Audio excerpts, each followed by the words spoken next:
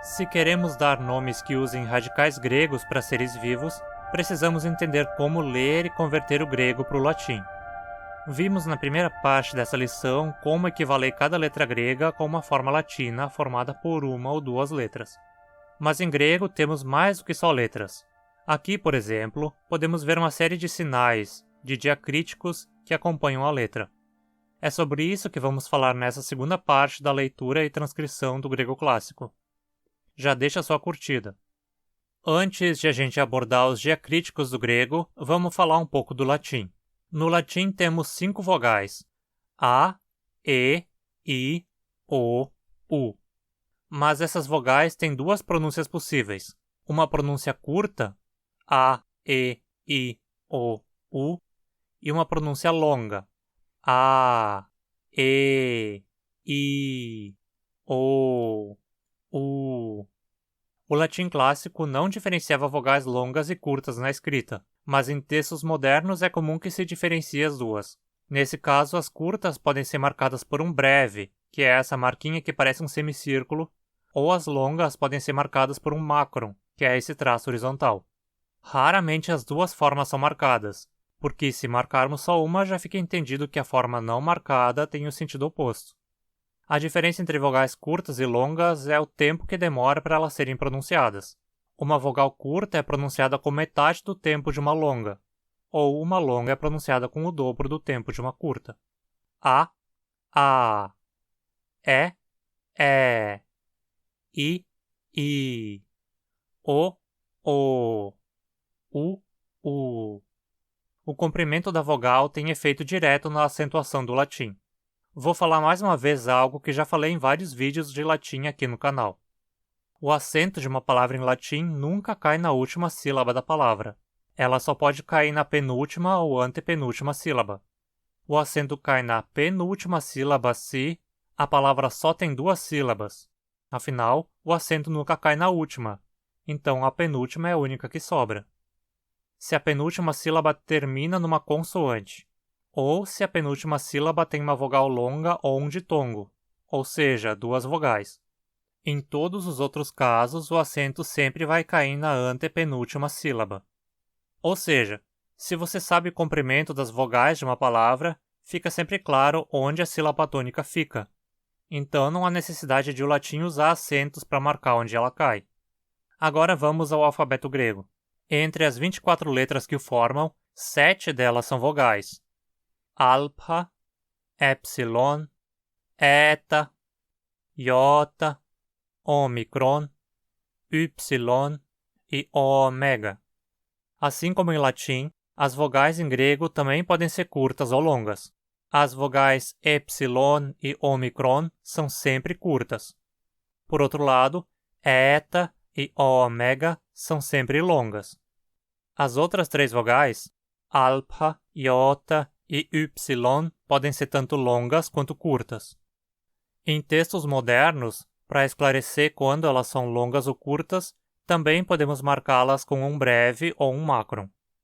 Como epsilon e omicron são sempre curtas e eta e ômega são sempre longas, essas vogais nunca recebem breve ou macron, porque isso seria redundante. Mas agora a gente tem que aprender o seguinte: o acento em grego não é definido pela penúltima sílaba como em latim.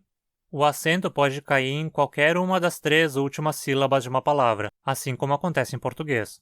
Como consequência, toda palavra em grego marca a sílaba tônica com um acento. Mas antes de eu mostrar como usamos os acentos para marcar a sílaba tônica, vamos abordar outro tema relevante para isso. Em línguas que distinguem vogais longas e curtas, como é o caso do grego e do latim, as palavras podem não só ser divididas em sílabas, mas em moras. A gente pode descrever uma mora como uma unidade de tempo de uma palavra.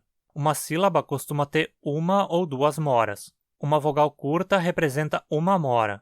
Uma vogal longa ou um ditongo representa 2 moras. Vamos ver alguns exemplos. Uma palavra grega como kephalé tem 3 sílabas, que, pha, lé, mas ao mesmo tempo ela tem 4 moras, que, pha, lé, é, já que a vogal longa final aí representa 2 moras. Já a palavra lithos tem 2 sílabas e também 2 moras, já que nenhuma das vogais é longa. Agora a gente precisa explicar mais um ponto do grego. O grego clássico era uma língua tonal. Não era tonal num grau complexo como o chinês, mas de uma forma mais simples, como acontece no sueco, no iorubá ou no japonês. Existem basicamente só 2 tons, tom alto, A, e tom baixo, A. Em cada palavra, uma das moras sempre possui um tom alto e todas as outras têm um tom baixo. O tom alto sempre cai na sílaba tônica, a sílaba acentuada. Vamos voltar à palavra de exemplo que acabamos de ver. Lithos. A vogal iota na primeira sílaba é que recebe o tom alto. Assim, a sílaba li é a sílaba acentuada, e a palavra é pronunciada lithos. Lithos. Perceba como o tom é mais alto na primeira sílaba. Lithos.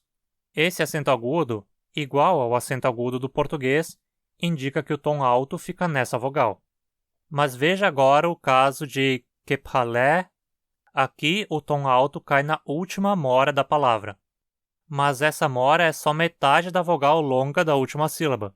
Isso significa que você tem que pronunciar num tom alto só a segunda metade da vogal. Em outras palavras, você precisa fazer o tom subir dentro da vogal, pronunciá-lo num tom ascendente. Lé. O acento agudo, então, quando em cima de uma vogal longa, indica que a segunda metade dela é pronunciada alta. Você sobe o tom no meio da vogal, dando um leve ar de pergunta. Lé. Agora veja essa outra palavra. Tele. Temos 2 sílabas e 3 moras. Aqui o tom alto fica na primeira mora, que é a primeira metade de uma vogal longa. Então aqui, ao contrário do que acontece em kephalé, onde você sobe o tom no meio da vogal acentuada, você desce o tom no meio dela. Em vez de dizer tele, você fala tele. O acento que marca isso é o acento circunflexo. Ele geralmente é escrito como nosso tio, mas pode ser escrito como nosso circunflexo também.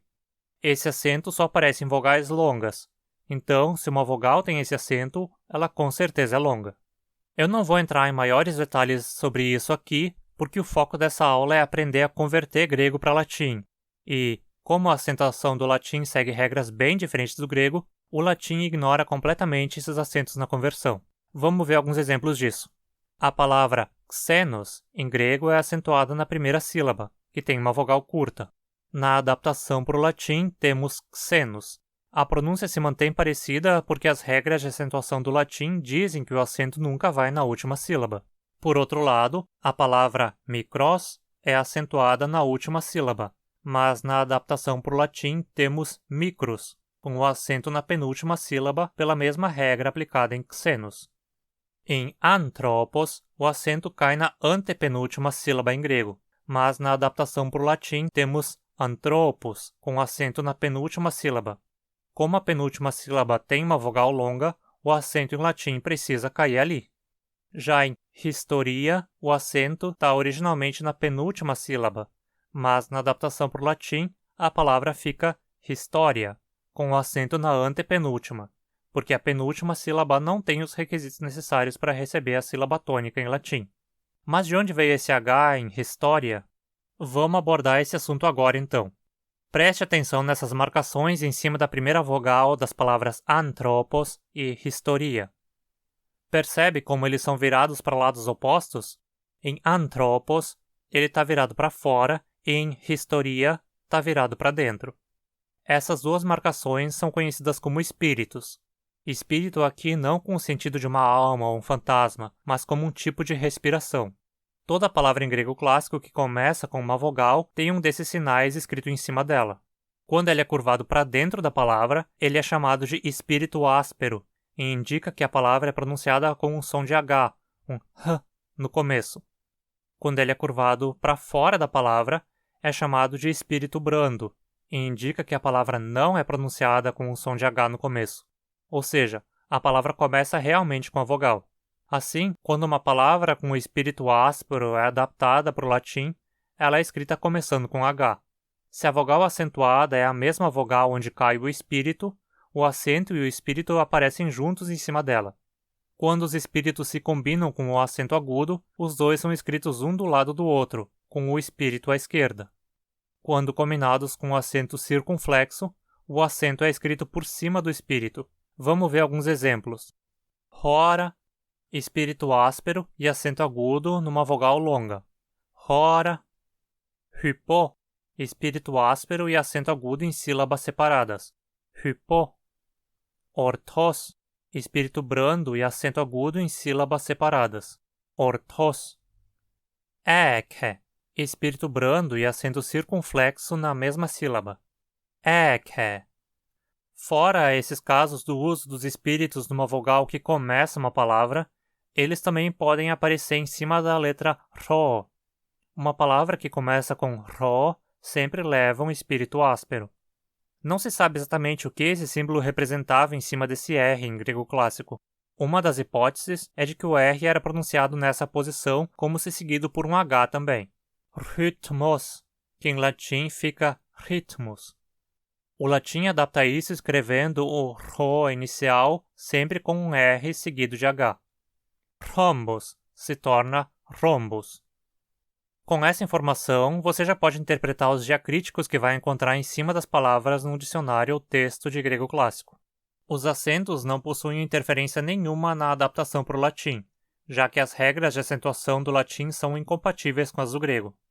O espírito brando também não é transcrito, mas o espírito áspero faz um H surgir no começo da palavra se ela começar com uma vogal, ou faz um H aparecer depois de um R se a palavra começa com Rho. Agora que já vimos o básico dos diacríticos, vamos abordar o segundo ponto que quero trazer aqui: os dígrafos e encontros consonantais. Vamos começar usando um exemplo do português. Existe uma regrinha que aprendemos cedo na escola, que diz M só antes de P e B. Quando um som nasal aparece antes das letras P e B, escrevemos ele como M, como em campo, sombra, sempre, lamber. Antes de qualquer outra consoante, sempre escrevemos um N, como em canto, tenso, anjo, encrenca, inveja. Por que isso? Porque o M é uma consoante bilabial, pronunciada com os dois lábios juntos. Igual a um P e um B. Pá, ba, ma. Mas a pronúncia do N varia. Quando por si só ele é pronunciado com a língua atrás dos dentes. Na, na. Quando na frente de um T ou D, a mesma pronúncia continua. Canto, porque T e D são pronunciados no mesmo lugar. Já quando é outra consoante que vem depois dele, ele é pronunciado mais no fundo da boca, com a parte de trás da língua. Tenso, anjo, encrenca, inveja. Mais perto de onde pronunciamos os sons de Q e G. As consoantes do grego podem ser classificadas em 3 grupos dependendo de onde na boca são pronunciadas. Bilabiais, pronunciadas com os 2 lábios. Beta, mu, pi, pi, psi. Sempre que o som nasal aparece antes de uma dessas consoantes, ele é escrito com a letra mu, que é uma consoante nasal bilabial. O segundo grupo é o das consoantes coronais, pronunciadas com a frente da língua atrás dos dentes. Delta, zdeta, theta, lambda, nu, rho, sigma, tau. Quando uma nasal aparece antes de uma dessas consoantes, ela é escrita com a letra nu, que é uma consoante nasal coronal. E o terceiro grupo é o das consoantes velares, pronunciadas com a parte de trás da língua encostando no fundo do céu da boca. Gamma, kappa, xi, chi. O grego não tem um som nasal, nga, que ocorra separadamente nessa posição. Então não existe uma letra para esse som. Ele existe, mas só antes de uma dessas consoantes, assim como em português. Nós adaptamos isso usando um N mesmo, algo que o latim já fazia e conservamos dele. Mas o grego faz algo diferente e usa a letra gamma em vez disso. Portanto, sempre que um gamma aparecer antes de uma dessas 4 consoantes, ele vai ser transcrito para o latim como um N e não como um G. Vamos ver alguns exemplos. Ankylos, que em latim fica ankylus, ou, em latim científico adaptado ao português, ancylus.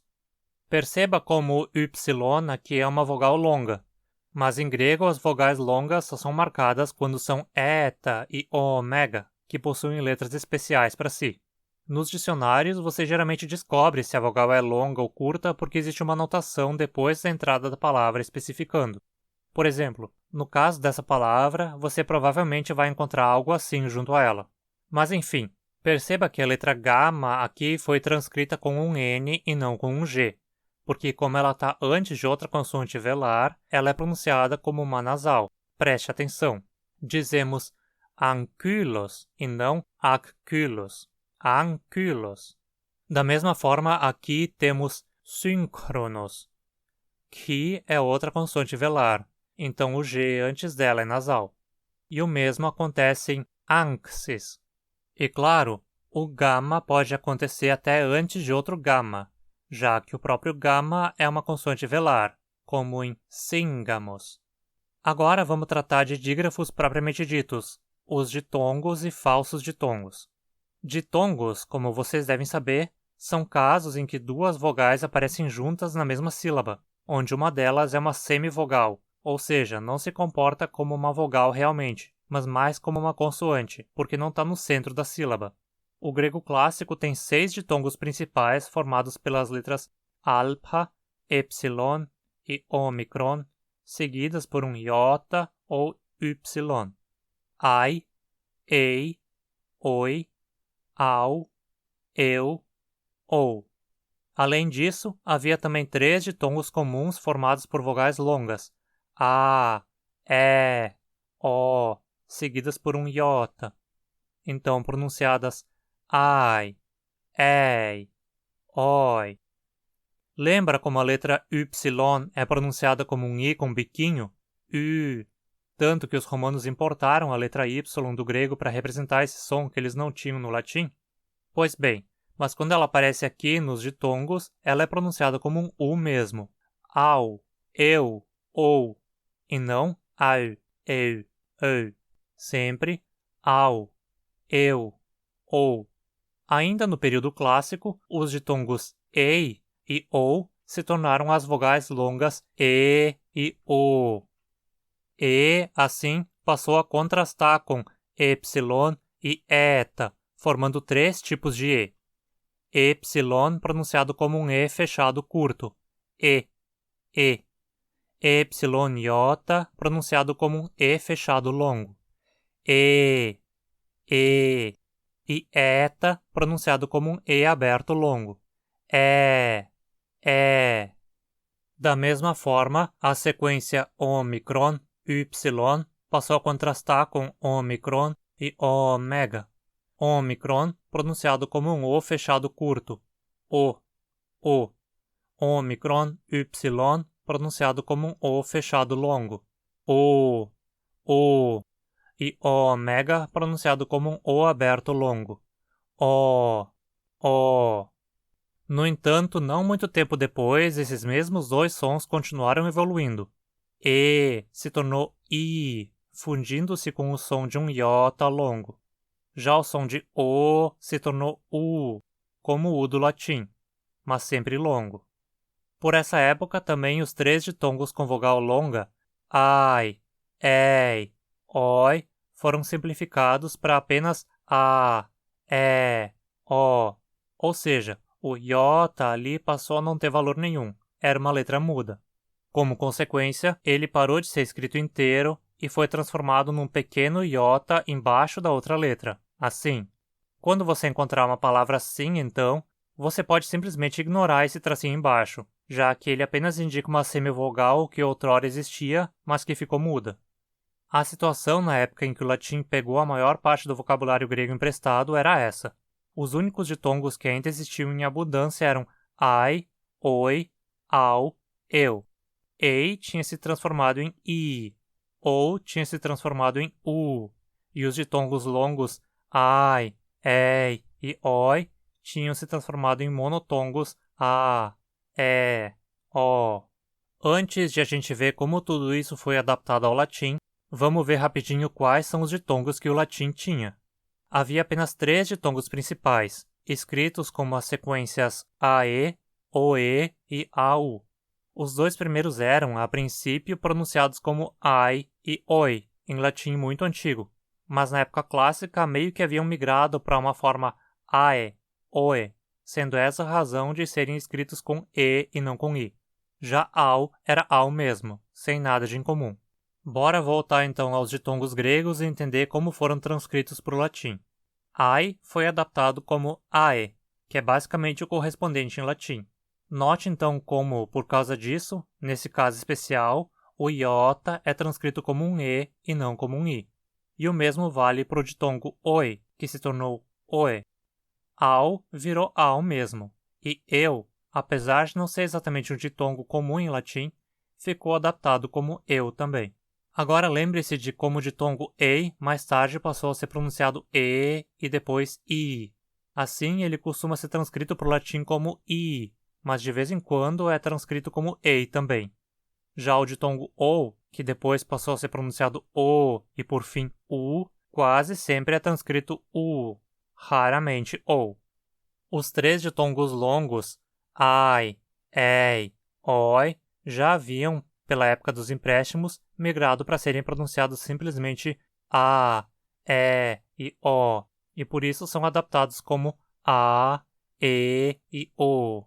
Outro ponto interessante que precisa ser mencionado é que, quando diacríticos caem em cima de um ditongo, eles sempre são escritos em cima da segunda letra, da semivogal, e não da primeira. Isso vale tanto para o acento quanto para o espírito. Temos coisas desse tipo, portanto. Note que no caso dos antigos ditongos longos, onde o iota ficou subscrito, os diacríticos obviamente vão cair em cima da primeira letra, já que é a única que restou. Vamos ver alguns exemplos de palavras usando ditongos e sua transcrição para o latim. Haima, dinos, eurus, koilos, ura, sdon, asma, ode. Vamos recapitular o básico aprendido aqui então. Os acentos do grego não são transcritos para o latim. O espírito áspero é transcrito como um H. A letra gamma, antes de gamma, kappa, xi e chi, é transcrita como um N. Os ditongos ai, i, oi, au, eu e u são geralmente transcritos como ai, i, oi, au, eu e u. A gente ainda vai ter uma terceira aula de adaptação, onde vamos abordar a adaptação de aspectos gramaticais do grego para o latim. Não vá embora sem deixar o seu joinha, hein? E para não perder o conteúdo que sai toda semana aqui, já se inscreve e ativa as notificações. E que tal deixar uma gorjetinha de apoio pelo trabalho de produzir esse conteúdo para você desfrutar? Você pode fazer doações espontâneas de qualquer valor via Pix. E você também pode contribuir com o canal compartilhando esse vídeo com seus amigos. Obrigado por ter ficado até aqui. Até mais!